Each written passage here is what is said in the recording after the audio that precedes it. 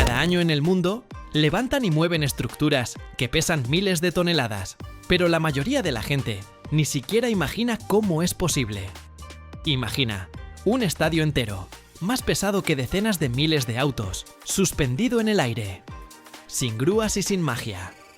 Solo acero, presión y precisión de fracciones de milímetro. Pero hay un momento crítico del que casi nadie habla, y es justo ese el que decide si esto será una maravilla de la ingeniería o una catástrofe en cuestión de segundos. Hoy vamos a meternos detrás de cámaras de un proceso donde literalmente despegan edificios del suelo. Y créeme, lo que pasa después suena a ciencia ficción, pero es completamente real. Quédate hasta el final, porque el secreto más peligroso está escondido justo donde no lo esperas.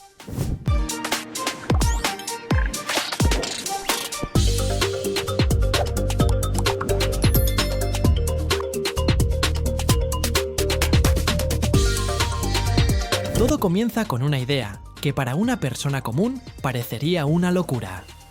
¿Para qué levantar un estadio o un edificio entero? Y es simple y complejo a la vez. A veces la ciudad decide ampliar una calle y en el camino hay un monumento histórico. O, como en nuestro caso, un estadio quiere añadir un nivel más de gradas, pero no hay espacio alrededor, así que la única salida es crecer hacia arriba. Pero no puedes simplemente enganchar semejante gigante con una grúa, se desmoronaría bajo su propio peso. Aquí se necesita un enfoque que se parece más a cirugía que a construcción. La primera etapa es la preparación de los cimientos. Los ingenieros literalmente excavan debajo del edificio y reemplazan cuidadosamente los soportes antiguos por estructuras temporales de acero. Esto toma meses. Cada columna, cada rincón de la estructura debe calcularse para que la carga se distribuya uniformemente. Bajo cada punto clave colocan un gato hidráulico. Pero no son esos pequeños con los que cambias una llanta. Uno de estos cilindros puede ser tan alto como una persona y pesar varias toneladas por sí mismo. Un dispositivo así es capaz de empujar hacia arriba un peso de 800 o incluso 1000 toneladas. Y aquí hay decenas de ellos.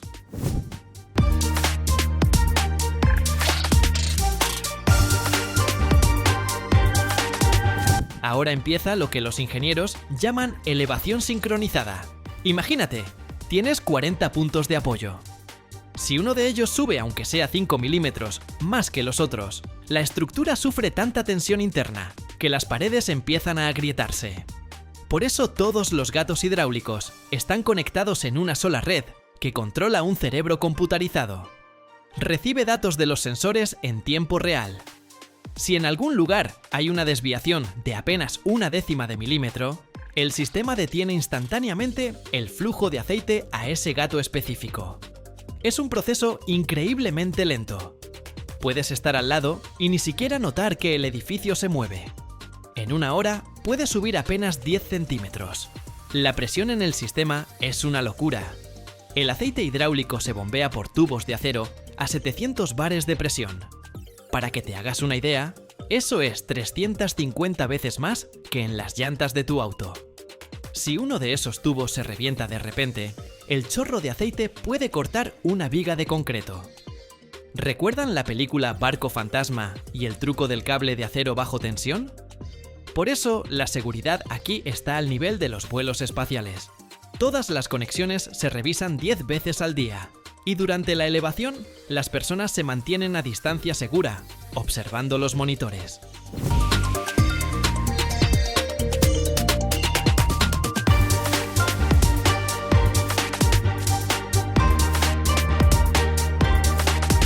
Cuando una casa se despega del suelo, comienza la fase que llaman construcción de soportes. El gato hidráulico empuja el pistón unos 20 o 30 centímetros. Pero no puede sostener el peso para siempre. Por eso, los ingenieros usan cubos especiales de acero o bloques de concreto. Una vez que el pistón alcanza la altura necesaria, colocan uno de estos bloques bajo la columna. Luego el pistón baja un poco, apoyando el edificio sobre el nuevo soporte temporal. Después, colocan una plataforma igual bajo el mismo gato, y ya está listo para empujar de nuevo hacia arriba. Es como jugar con Lego. Solo que, en vez de bloques de plástico, tienes bloques de 100 toneladas, y en vez de un tapete de juego, una ciudad entera. Pero lo más interesante empieza cuando el edificio no solo hay que levantarlo, sino transportarlo. Para eso usan transportadores modulares autopropulsados. Son plataformas sobre cientos de ruedas, cada una puede girar por separado. Levantan el edificio, meten estas plataformas por debajo y lo bajan con cuidado. Luego este tren gigante empieza a moverse a medio kilómetro por hora. Es un espectáculo que atrae multitudes. Una casa de 6.000 toneladas avanza tranquilamente por la calle, pasando curvas y puentes. Los conductores de estas plataformas controlan el proceso con mandos parecidos a joysticks de videojuegos, pero su responsabilidad es un poquito mayor que la de los gamers.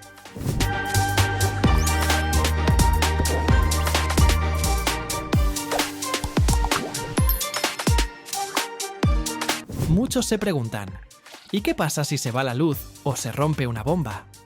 Los ingenieros lo han previsto todo. Cada gato tiene un seguro mecánico. Es una tuerca enorme en el pistón que se va apretando a medida que sube. Aunque toda la hidráulica desaparezca de repente, el acero simplemente se apoyará contra el acero y la estructura no se caerá. Es el principio de confiabilidad absoluta. Aquí la seguridad es lo primero, porque un solo paso en falso puede convertir una obra maestra de la arquitectura en un montón de escombros en cuestión de segundos. El costo de estas operaciones es un tema aparte. A veces levantar un estadio o mover un edificio sale más caro que construir uno nuevo. Pero si el edificio tiene valor histórico, o si es una enorme instalación industrial imposible de desmontar, entonces los megagatos se vuelven la única salida. Es un trabajo para quienes no le temen a los números grandes y saben mantener la cabeza fría cuando miles de toneladas de metal y concreto cuelgan sobre ellos. Cuando el proceso termina, se vierte un nuevo cimiento permanente bajo el edificio. Esto también es un arte. Lograr que las partes nueva y vieja se conviertan en un solo cuerpo. Y cuando después de varios meses la gente vuelve a entrar a ese estadio o edificio, ni siquiera imaginan que esa estructura alguna vez viajó por el espacio o estuvo colgando de un hilo sobre la Tierra, sosteniéndose solo por la fuerza hidráulica. Por ahora, en lugar de los muros habituales, solo hay un bosque de soportes de acero temporales. Ahora los ingenieros necesitan llenar ese vacío de tal forma que la estructura ni siquiera sienta la transición. Primero, montan una densa red de varillas de refuerzo.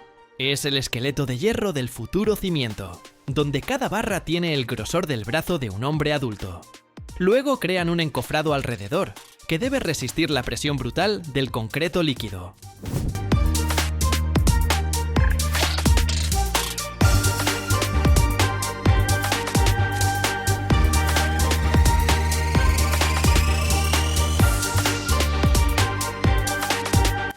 El vaciado en sí se hace de manera continua, para que no queden juntas, que puedan convertirse en puntos débiles. Bombas especiales inyectan cientos de metros cúbicos de mezcla, llenando cada hueco bajo los cimientos antiguos. Pero lo más complicado es la conexión final. Se usan mezclas especiales que no se contraen, para que el concreto quede totalmente pegado al fundamento viejo, sin dejar ni un milímetro de espacio. Cuando el material alcanza su resistencia, los gatos temporales se retiran con cuidado y la estructura se asienta sobre su nueva base permanente. Este es el momento de la verdad. Miles de toneladas de peso pasan suavemente al concreto fresco. Y cuando, meses después, la gente vuelve a entrar en ese estadio o edificio, ni siquiera imaginan que esa construcción alguna vez viajó por el espacio o estuvo colgando de un hilo, sostenida únicamente por la fuerza hidráulica. Así es este trabajo invisible de los atlantes modernos, que en vez de sus propios hombros, usan acero y presión de aceite. Espero que la próxima vez que veas una gran estructura, mires sus cimientos con otros ojos. Fue un día increíble en la obra, y me alegra mucho que hayas recorrido este camino conmigo. Nos vemos en nuevos proyectos, donde seguro encontraremos algo más que hará que tu corazón lata más rápido ante el ingenio humano.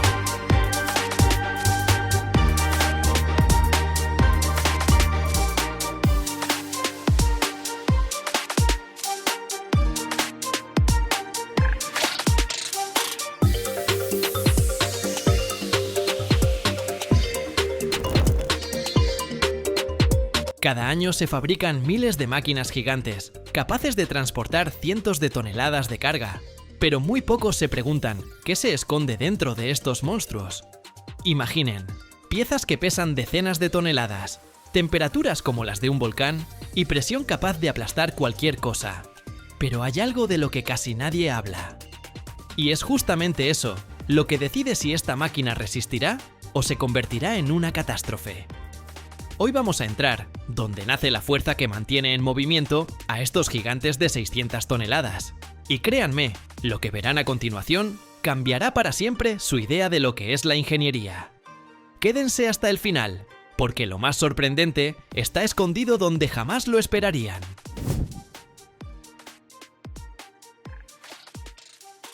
Todo comienza cuando llegan al almacén enormes piezas en bruto, fundiciones de acero que pueden pesar hasta 50 toneladas. No es el acero con el que se hacen las ollas. Es una aleación especial capaz de soportar presiones de miles de atmósferas sin romperse cuando la máquina pasa por encima de una roca del tamaño de un refrigerador.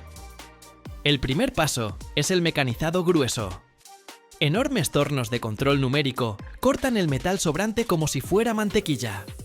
Solo que en lugar de mantequilla, salen volando virutas incandescentes de varios milímetros de grosor. Aquí es crucial mantener una precisión de décimas de milímetro, porque si una pieza de 40 toneladas empieza a vibrar a 40 km por hora, las consecuencias serían desastrosas para todos. El proceso de fabricación de uno de estos puentes o soportes de suspensión toma unas 300 horas de trabajo puro de las máquinas. Después del mecanizado, pasamos al temple térmico. La pieza se envía a un horno donde la temperatura alcanza los 850 grados Celsius.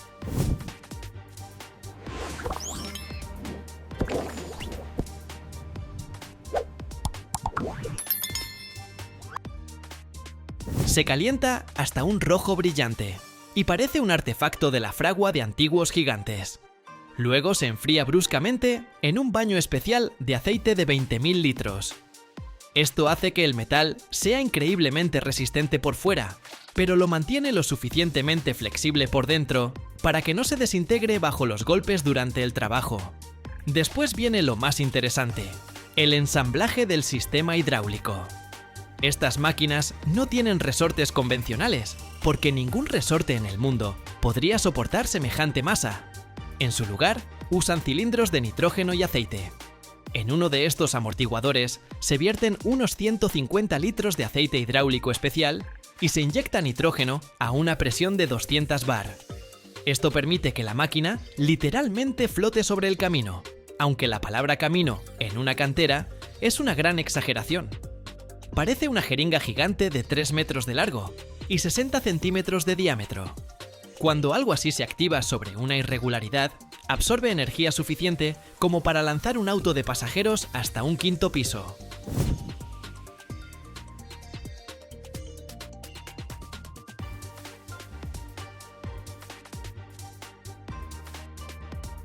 Imaginen las fuerzas que actúan sobre las uniones de estas piezas. Cada pasador que conecta los elementos de la suspensión pasa por un tratamiento criogénico. Se enfría en nitrógeno líquido hasta menos 196 grados, para que se reduzca ligeramente de tamaño. Luego se inserta en el orificio, y cuando el metal se calienta a temperatura ambiente, se expande y queda fijado de forma permanente. La única forma de separar esta construcción es usando una prensa con una fuerza de 500 toneladas. Esto no es como darle vueltas a una llave de 13 en el garaje, tomándose una cerveza. Cada amortiguador terminado pasa por pruebas de banco. Se comprime y se estira 10.000 veces bajo carga máxima. Parece una danza muy lenta y muy pesada de columnas de acero. En las pantallas, los ingenieros ven gráficos donde cada línea representa toneladas de fuerza. Si aunque sea un sensor, muestra una desviación de 0,5%, la pieza va directa al desarmado.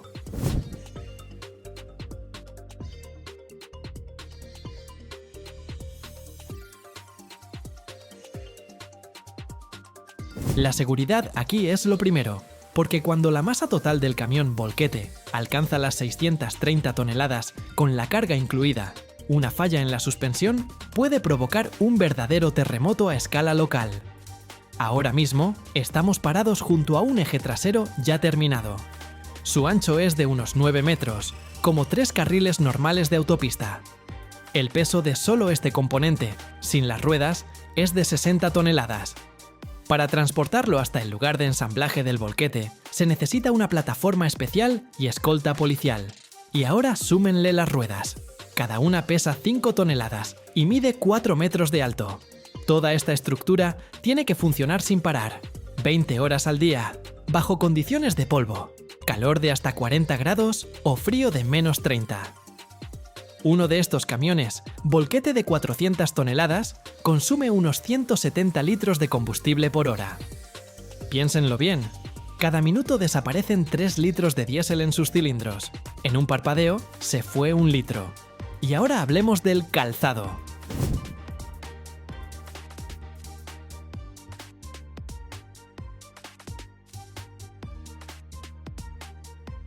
Una sola rueda cuesta lo mismo que un buen SUV, unos $40.000, y eso teniendo en cuenta que en la mina solo dura 6 meses. Es como si te compraras zapatillas nuevas al precio de un apartamento cada 2 semanas. Y si este monstruo acelera hasta 64 km por hora, necesitará 200 metros para frenar. Eso es 2 campos de fútbol de pura adrenalina y humo de frenos. Y ahora, zoom brusco al mundo donde reinan los nanómetros.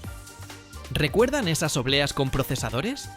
Bueno, en un área de 1 milímetro cuadrado, menos que la uña de tu meñique, logramos colocar más de 100 millones de transistores.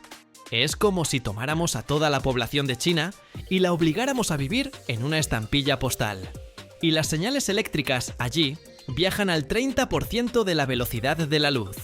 Y todo esto tiene que suceder en limpieza absoluta. En las salas blancas hay menos de una partícula de polvo por pie cúbico de aire. Para que te hagas una idea, en tu sala de estar ahora mismo flotan millones de esas partículas.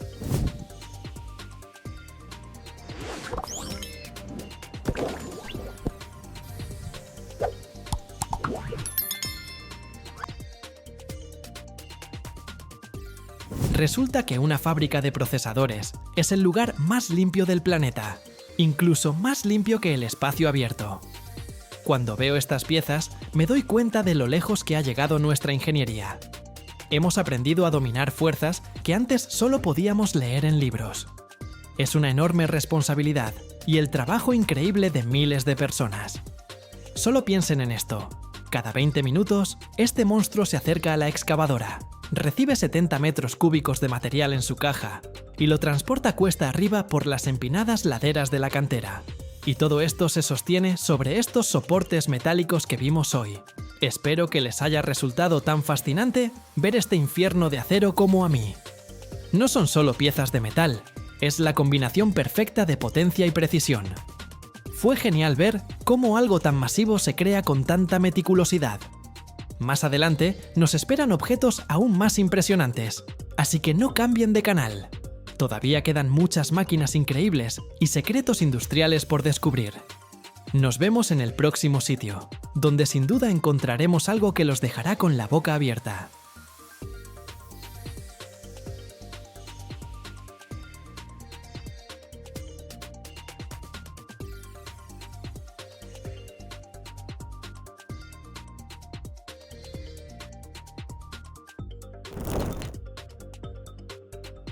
Cada año, cuatrillones de gigabytes de datos cruzan los océanos del mundo. Mensajes, videos, transferencias bancarias y archivos que recorren miles de kilómetros en un segundo. Pero muy pocos conocen la verdad impactante. Casi todo el Internet del planeta no viaja por satélites, sino por delgados hilos de vidrio ocultos en la oscuridad helada del fondo del océano. Hoy subiremos a bordo de un barco gigante que instala las verdaderas arterias del mundo moderno. Es una tecnología más compleja que muchas misiones espaciales, y un solo error aquí puede dejar sin conexión a países enteros. Pero lo más misterioso es que a miles de metros de profundidad se esconde algo de lo que casi nadie habla. Quédate hasta el final y descubrirás el secreto del que depende todo el Internet mundial.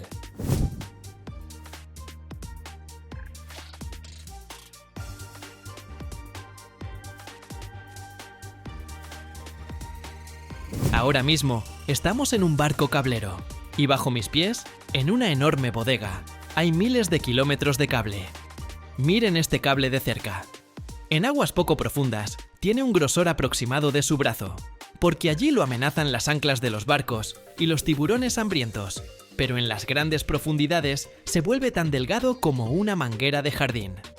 Unos 21 milímetros de diámetro. Toda esta enorme cantidad de datos se transmite por fibras ópticas, cada una de apenas 125 micrómetros de grosor, un poco más gruesa que un cabello humano. Un solo cable puede tener entre 8 y 24 de estos filamentos, y están protegidos por muchas capas de plástico, alambre de acero, tubo de cobre y aislamiento exterior. Bajemos a la bodega. Este lugar se llama el carrusel.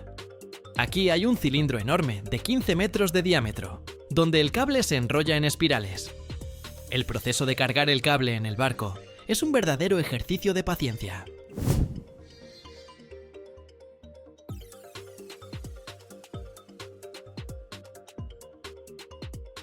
El barco está atracado en el puerto junto a la fábrica, y el cable se traslada lentamente, a unos 1 km por hora, desde el taller hasta la bodega. Si la línea mide 6.000 kilómetros, la carga puede durar 2 o 3 semanas sin parar. En este momento, este buque transporta 5.000 toneladas de cable. Es un peso increíble que exige al capitán y a los ingenieros una precisión milimétrica para equilibrar la embarcación. Ahora, ¿cómo llega todo esto al agua? Cuando el barco zarpa hacia su ruta, el cable comienza a desenrollarse a través de un sistema de ruedas tensoras en la popa. La velocidad del buque en ese momento es baja, de 1 a 2 nudos, aproximadamente 2 o 3 km por hora. Es muy lento, pero no se puede apurar. En aguas poco profundas, donde la profundidad llega hasta 1000 metros, no simplemente tiramos el cable al fondo. Para protegerlo de factores externos, se usa un enorme arado submarino. Esta cosa pesa cerca de 30 toneladas y se arrastra detrás del barco con un cable de acero.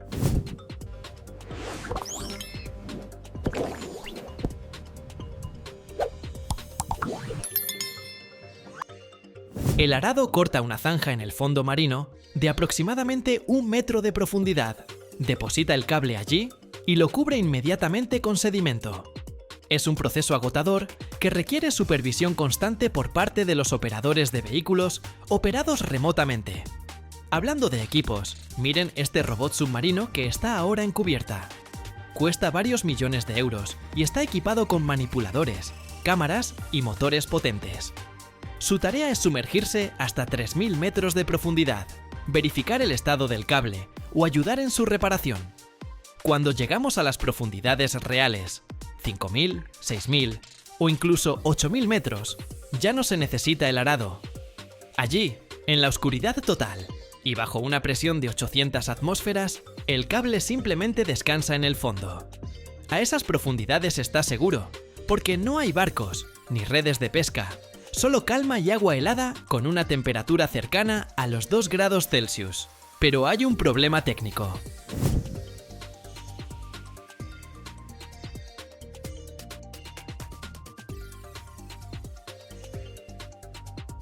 La señal de luz en la fibra óptica se va debilitando con el tiempo. Aproximadamente cada 60 o 100 kilómetros necesitamos amplificar esa señal. Para eso, en el cable se instalan repetidores, unos cilindros metálicos de cerca de 1 metro de largo y más de 200 kilos de peso. Dentro de cada repetidor hay electrónica súper compleja que tiene que funcionar sin fallas durante 25 años. Y aquí surge la pregunta: ¿de dónde sacan energía en el fondo del océano? La respuesta es impresionante. Enviamos corriente continua de hasta 10.000 voltios directamente por la capa de cobre del mismo cable, desde estaciones en tierra. Es un voltaje extremadamente peligroso que exige un aislamiento perfecto. La ruta se planifica durante años. Antes de que el barco zarpe, buques de investigación especializados estudian el relieve del fondo marino con sonares. Tenemos que evitar volcanes submarinos, zonas de fallas tectónicas activas y fosas profundas.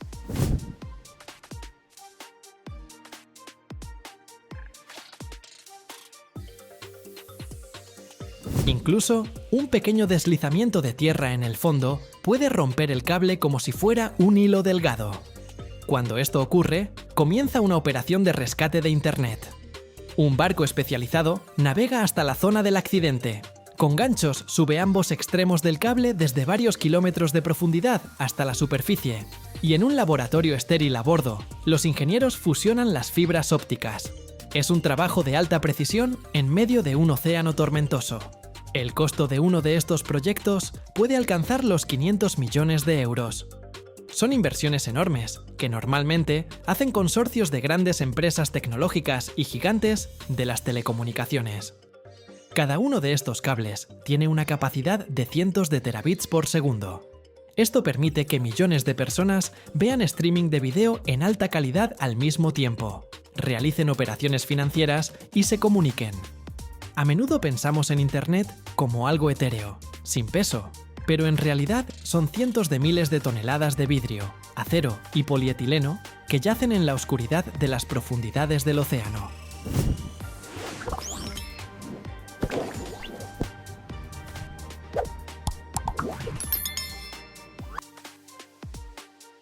Ahora vemos cómo otro repetidor avanza lentamente a través del sistema de rodillos y desaparece en el agua.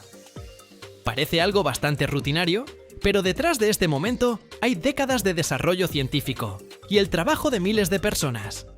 La precisión en el tendido del cable debe ser fenomenal. Con ayuda de navegación satelital y algoritmos complejos, el barco mantiene su rumbo con una desviación de no más de unos pocos metros en mar abierto. Esto es importante, porque si nos equivocamos, el cable puede quedar sobre una roca filosa y desgastarse en pocos meses. Otro momento interesante es cómo el cable llega a la costa. No es simplemente un cable que sale de la arena. Por lo general, bajo la playa, se perfora una perforación inclinada especial de varios cientos de metros de largo, que sale mar adentro más allá de la línea de rompiente. Así protegemos el cable de las olas y de los turistas curiosos. En la costa, el cable entra en un edificio reforzado especial, la estación de aterrizaje, donde la señal se transforma y se transmite a la red terrestre. Internet no es una nubecita, es una realidad muy pesada y brillante. Si les gustó este recorrido, no olviden darle me gusta y escribir en los comentarios qué más les gustaría ver desde adentro. Tal vez vayamos a la fábrica donde producen estos mismos repetidores, o echemos un vistazo al centro de control de vuelos de satélites de comunicación. Gracias por estar conmigo hoy en este barco. Nos vemos en los próximos episodios, donde otra vez vamos a desarmar el mundo en sus piezas.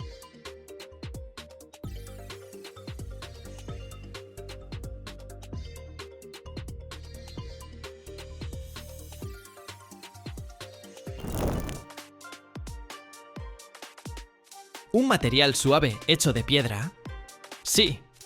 Cada año se producen millones de metros cúbicos de lana de roca en el mundo, pero cuando la ves en la tienda, parece casi inofensiva. Placas amarillentas ligeras, rollos, mantas de fibras suaves. Y solo cuando llegas a la fábrica, entiendes que no es un aislante de estantería, sino un material que nace casi como roca volcánica después de una erupción. Llegué al lugar donde la piedra se convierte en una masa aérea de miles de millones de fibras delgadas, capaces de detener el frío, el fuego y el ruido.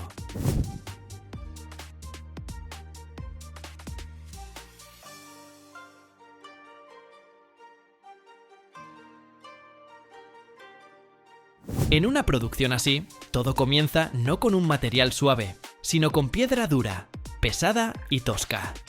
La base para la lana de roca suele ser basalto, diabasa, dolomita y otras rocas minerales. Son trozos negros o grises de aspecto ordinario, que parecen más grava para carreteras que el futuro aislamiento térmico de una casa. Todo empieza muy lejos de la fábrica, en las canteras, donde literalmente cortan de la tierra el basalto, la diabasa, la dolomita y otras rocas minerales en enormes capas. Llego a un lugar así, y frente a mí no hay simplemente un hoyo en el suelo, sino un verdadero anfiteatro de piedra, con terrazas por las que se arrastran lentamente camiones volquete de muchas toneladas. Aquí no hay nada suave ni delicado. Es una etapa dura y pesada, donde todo empieza con explosiones, equipos de perforación y maquinaria.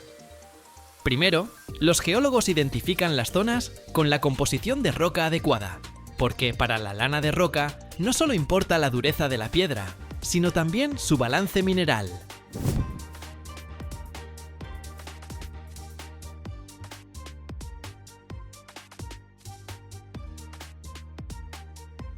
Luego, en el macizo rocoso, perforan agujeros profundos donde colocan los explosivos. Después de la explosión controlada, capas enteras de roca se fracturan y caen en grandes bloques. Y es precisamente en ese momento cuando la cantera cobra vida. Excavadoras con palas del tamaño de una habitación empiezan a cargar los fragmentos en camiones de volteo. Después, la piedra va al triturado primario. Los grandes pedazos que hace un momento eran parte del acantilado pasan por trituradoras de mandíbula gigantes, donde se rompen en fragmentos más manejables. Ya después de esto, el material se clasifica, se separa lo que sobra y se prepara para transportar a la planta. O sea, antes de que la piedra se convierta en una masa fibrosa y suave, pasa por un camino muy duro y espectacular. De roca maciza a materia prima mineral controlada, de la cual nace la lana de roca. Las llevan a la fábrica en camiones, las descargan en grandes tolvas y de ahí pasan al sistema de trituración. Aquí la piedra se rompe, se clasifica y se mezcla en las proporciones necesarias.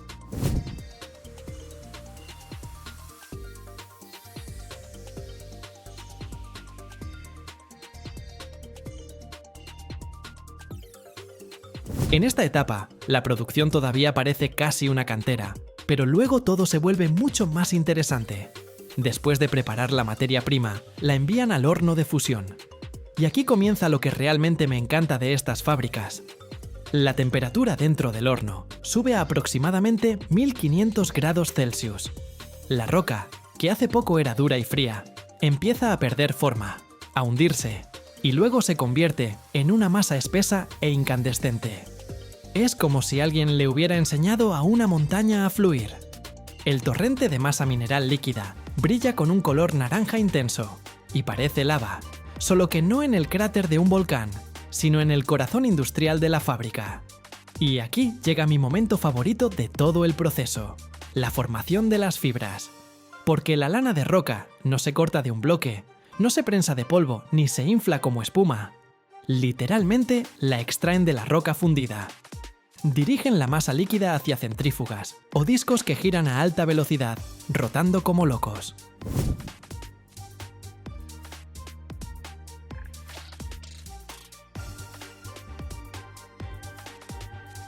Cuando las gotas de material fundido caen sobre estos elementos giratorios, se dispersan instantáneamente en todas direcciones y se estiran formando hilos delgados. Es muy parecido a la producción de algodón de azúcar, solo que en lugar de azúcar hay piedra, y en lugar de una máquina de feria, una máquina industrial que opera a temperaturas tan altas que el metal empieza a ponerse al rojo vivo. Alrededor hay aire caliente, ruido de turbinas y la sensación de estar dentro de un motor gigante. Las fibras vuelan en el aire como una nube, y potentes corrientes de aire las arrastran y las dirigen hacia la cámara de formación. Es aquí donde nace esa esponjosa alfombra mineral, que después se convertirá en placas para aislar techos, fachadas y tabiques. Pero por ahora sigue siendo una masa muy inestable, suave, caótica, casi como una madeja de telaraña mineral caliente. Para que esta nube de fibras se transforme en un verdadero material de construcción, se le agregan sustancias aglutinantes. Se rocían de forma muy uniforme, cubriendo las fibras con una capa delgada.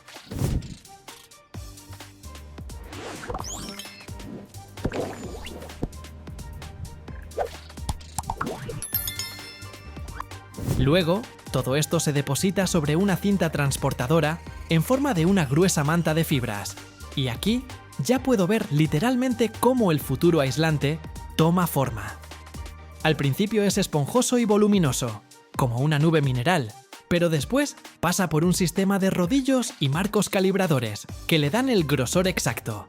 Después, el material se envía al horno de polimerización. Esto no es fundición ni secado en el sentido cotidiano.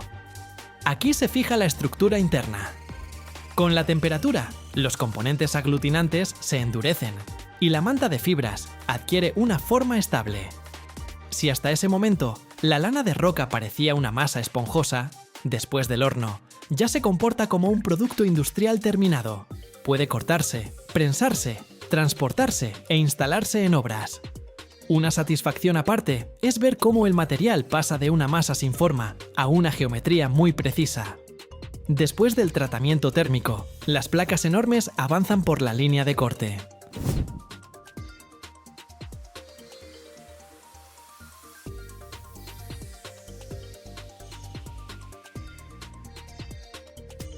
Cuchillas y sierras automáticas las cortan en formatos estándar con precisión de milímetros.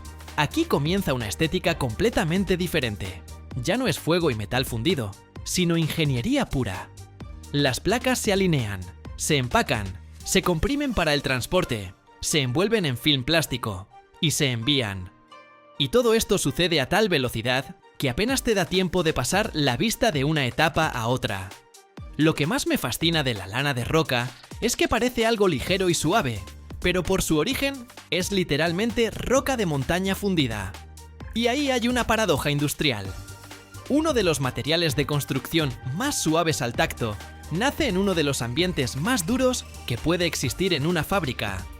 Calor extremo, polvo, vibración, estruendo, centrífugas, hornos, transportadores. Y al final sale un material que luego se ocultará tranquilamente detrás de una placa de yeso o una fachada y hará su trabajo en silencio durante décadas. Y hay otro punto que se siente mucho en la producción. La lana de roca no solo se valora por su aislamiento térmico.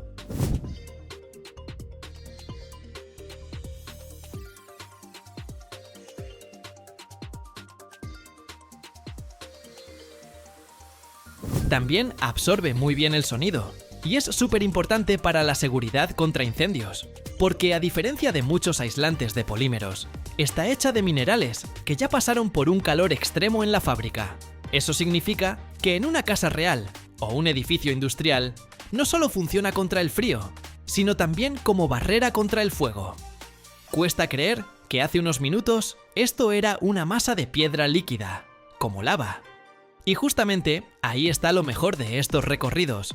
Empiezas a ver las cosas comunes de otra forma.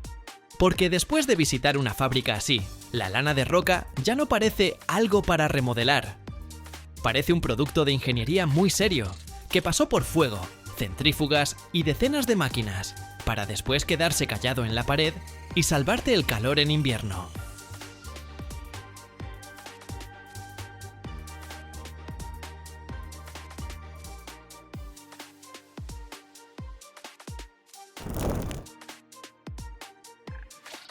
Cada año se extraen en el mundo cientos de miles de toneladas de litio.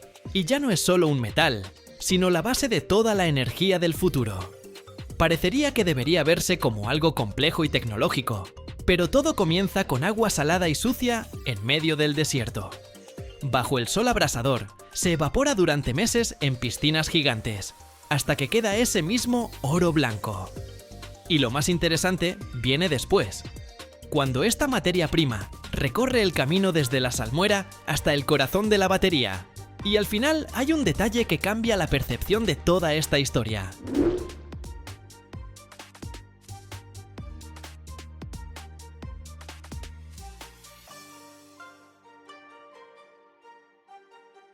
Estoy parado en medio de un paisaje blanco, casi cegador, que parece cubierto de nieve, pero no es nieve. Es un desierto de sal, a varios miles de metros de altura, donde bajo mis pies no hay tierra, sino una mezcla de sal, minerales y agua. Aquí es donde comienza el viaje del litio, el metal que hoy llaman oro blanco. Y sí, en los comentarios siempre discuten sobre los autos eléctricos y la ecología, así que ahora les voy a mostrar cómo es todo esto en realidad, sin filtros. Bajo esta costra blanca se esconde la salmuera, agua saturada de sales de litio. La extraen desde decenas de metros de profundidad a través de pozos. Las bombas suben lentamente este líquido turbio a la superficie y lo dirigen hacia enormes estanques de evaporación. Y aquí es donde empieza la parte más visual del proceso. Frente a mí hay decenas de piscinas rectangulares, cada una del tamaño de varias canchas de fútbol. El agua en ellas tiene diferentes colores, desde azul hasta verde, e incluso amarillo. Esto no es una decisión de diseño, es la química en acción.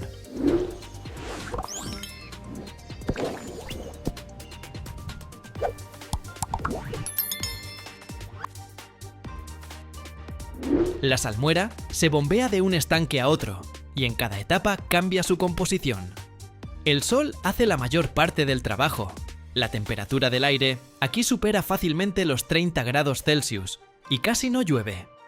El agua se evapora durante meses. Primero, el líquido se bombea a las piscinas más grandes. Aquí pasa varias semanas bajo el sol, perdiendo parte del agua. La concentración de sales aumenta, y las más pesadas, principalmente sodio, comienzan a cristalizar y depositarse en el fondo. Luego la salmuera pasa al siguiente estanque. Ya es más pequeño, y la composición del líquido es más pura. Aquí precipitan otros elementos, como el potasio. Con cada traslado, el agua se vuelve más espesa, más oscura, más saturada de minerales. Los ingenieros controlan constantemente la composición, toman muestras, miden la concentración para no perder el litio junto con las sales sobrantes. En las etapas finales quedan principalmente compuestos de magnesio y litio. Aquí el proceso se vuelve especialmente preciso. La salmuera se mantiene en los estanques más tiempo. A veces se añaden reactivos para eliminar las impurezas no deseadas.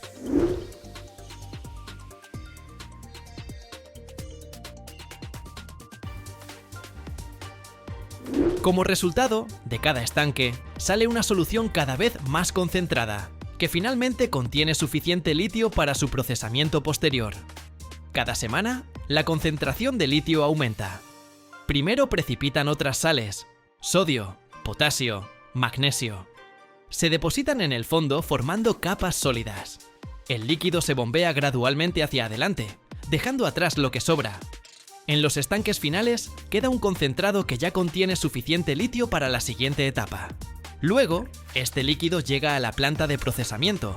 Aquí el panorama cambia radicalmente.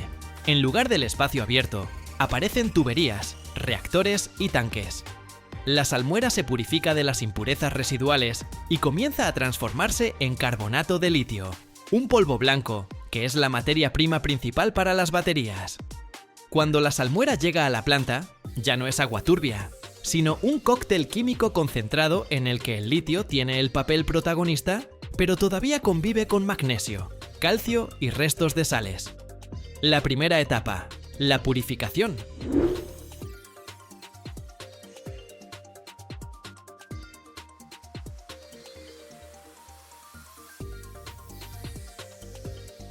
El líquido se alimenta en grandes tanques, donde se trata con reactivos que capturan las impurezas no deseadas. Parte de los elementos pasa a estado insoluble y se asienta en el fondo. Otra parte se separa mediante filtros. El resultado es una solución mucho más limpia, lista para la reacción principal. Luego, esta salmuera pasa a enormes tanques metálicos, los reactores, donde ocurre la transformación clave. Se le agregan reactivos carbonatados, generalmente a base de soda. En ese momento, arranca la reacción, durante la cual el litio cambia de forma y comienza a precipitar como un sólido.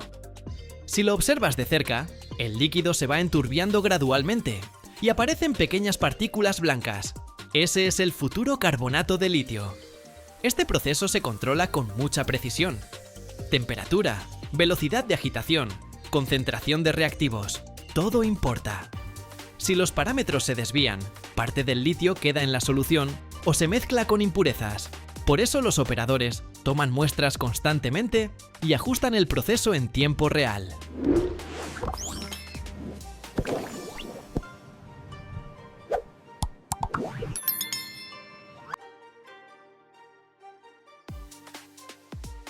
Cuando la reacción termina, la mezcla pasa a filtración.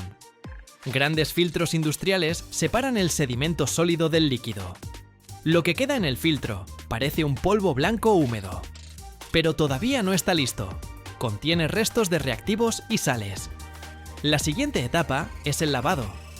El sedimento se lava repetidamente con agua limpia para eliminar todas las sustancias extrañas.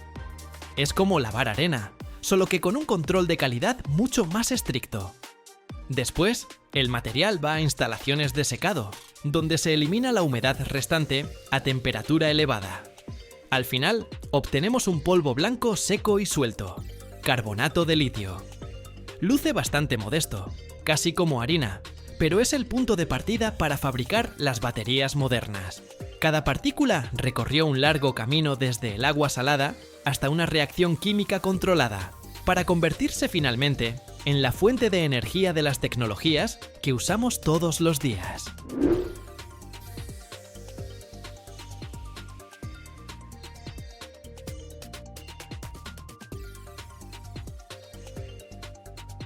Este polvo se empaca en sacos de varias decenas de kilos y se envía a otras fábricas, donde comienza la producción de baterías.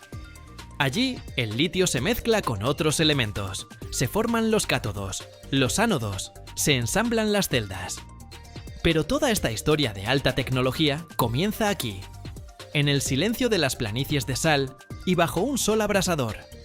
Y aquí viene lo interesante.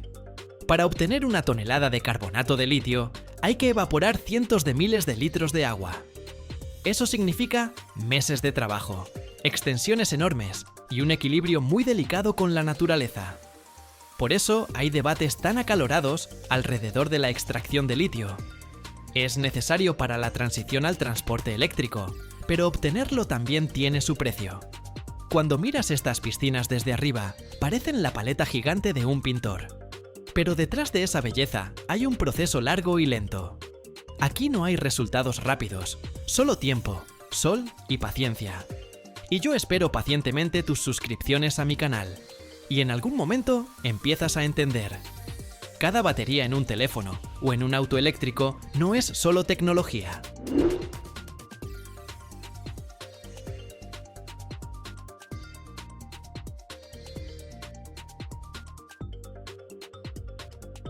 Y están también estos campos, esta agua, estos meses de evaporación. El litio no aparece de la nada. Recorre un largo camino antes de convertirse en aquello que alimenta al mundo moderno. La producción mundial de litio está creciendo ahora de forma casi explosiva. Si en 2010 fueron cerca de 28.000 toneladas, en 2024 ya son aproximadamente 240.000 toneladas al año.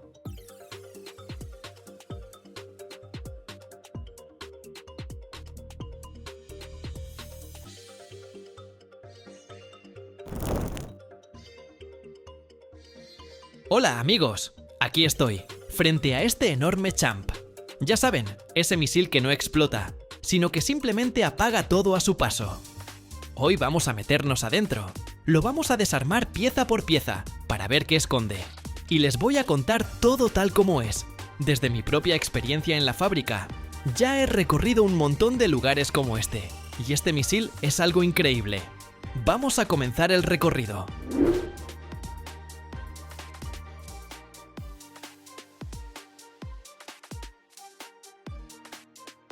Entonces, el Champ no es un misil cualquiera. Es un aparato de alta tecnología desarrollado por Boeing para la Fuerza Aérea de Estados Unidos. El nombre completo es Counter Electronics High Power Microwave Advanced Missile Project. Pero no nos vamos a complicar con estas palabras largas, ¿verdad? Lo importante es que lleva a bordo un arma de microondas que deja fuera de servicio la electrónica enemiga sin ninguna explosión. Imagínense. Vuela silencioso, como un fantasma, y de repente, ¡pum!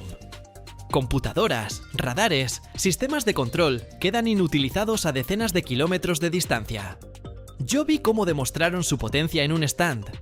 El misil despega desde un avión, maniobra, y luego lanza un pulso de millones de vatios. La eficacia es increíble, y sin fragmentos ni incendios. Las pruebas de lanzamiento, en 2013, mostraron éxito. El misil sobrevoló el objetivo de prueba y apagó sistemas completos en un solo pase, incluyendo las computadoras.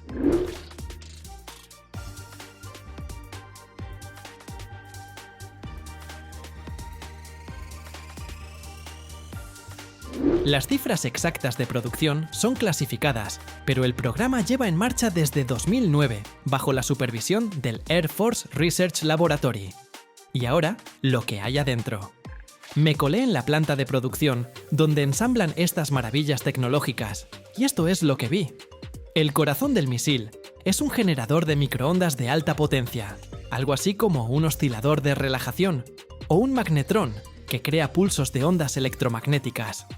Estas ondas penetran en los equipos a través de antenas, ranuras o cables, y queman los chips sensibles.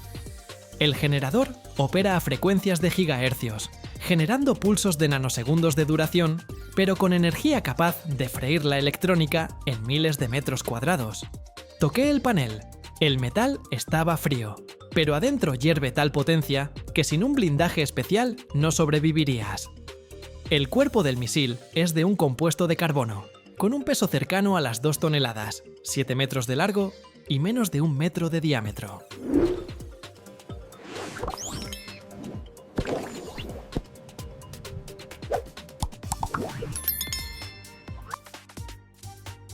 Es aerodinámico, con aletas para maniobrar hasta 20 kilómetros de altura.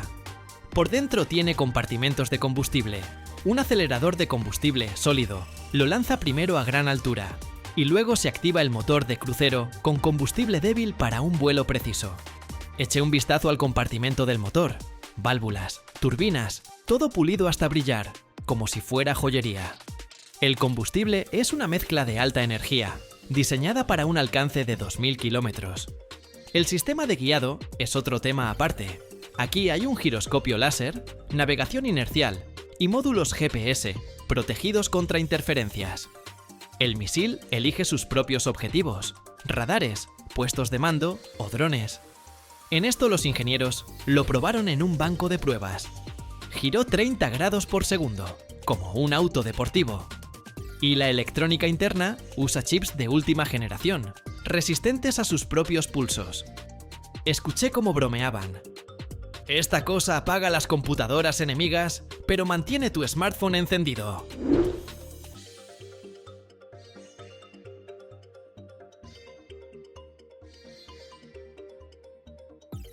Ahora, el método. La ojiva no es un explosivo, sino una antena que se despliega en vuelo como un paraguas, ampliando la zona de impacto. Detrás vienen las baterías de iones de litio, que acumulan energía para el generador. Yo vi cómo las cargan. Voltaje de miles de voltios, pero todo aislado. El enfriamiento es líquido, con freón, porque las microondas generan un montón de calor. Todo esto se empaca en una carcasa hermética, resistente a sobrecargas 20 veces más fuertes que la gravedad terrestre. Todo empieza con el armazón. Operarios en el taller, vestidos con trajes protectores, toman compuestos a base de carbono, livianos pero resistentes como hilo de acero. Con estos paneles forman el cuerpo de 7 metros de largo, uniéndolos con pernos de recubrimiento de titanio. Yo estaba ahí parado, viendo cómo las máquinas láser cortan el material con precisión al milímetro, sin un solo pedazo de sobra. El armazón se prueba en resistencia, lo ponen en un banco de ensayo y simulan sobrecargas, como si el misil ya estuviera volando a Mach 2.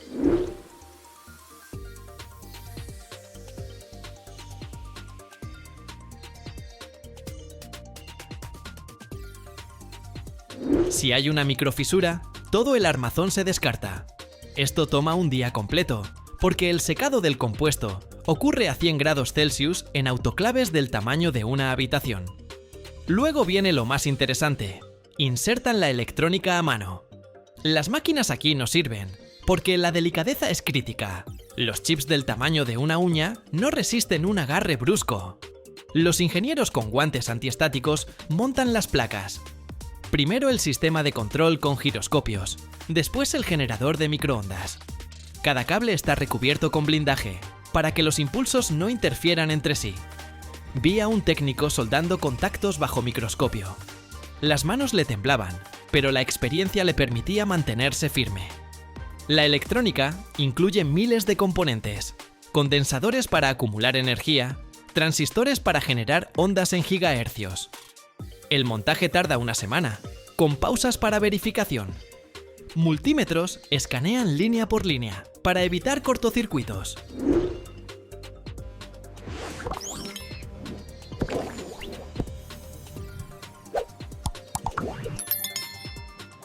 Después de eso, las pruebas en cámaras de vacío. Estos enormes tanques simulan el espacio. Extraen el aire hasta una presión de 1 milímetro de mercurio, enfrían hasta menos decenas de grados y lanzan el misil en vuelo. Cámaras del tamaño de un camión, con ventanas de vidrio de cuarzo. En el interior, activan el generador. Las microondas vuelan, pero las paredes blindadas mantienen todo seguro. Los sensores registran temperatura, vibración, impulsos.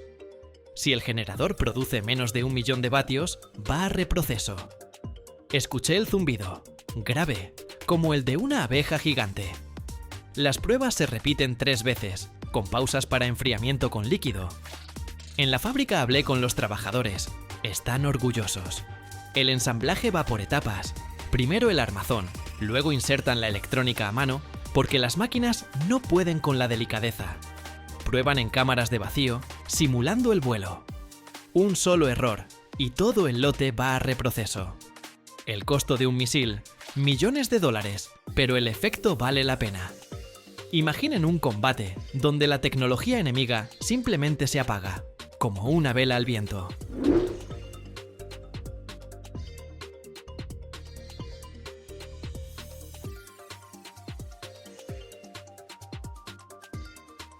Doy otra vuelta alrededor del misil. La superficie es lisa, con protección térmica para velocidades hipersónicas de hasta Mach 2. Abajo tiene anclajes para lanzarlo desde un bombardero B-52. Dentro, además del sistema principal, hay sistemas de respaldo. Si el generador falla, el misil puede maniobrar de regreso o autodestruirse. La seguridad es lo primero, porque esto no es un juguete. El recorrido termina, pero la impresión queda. Champ cambia las reglas del juego en la guerra moderna.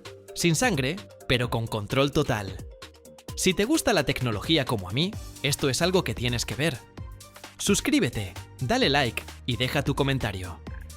¿A dónde vamos después? ¿Tal vez a una fábrica de microchips o de submarinos?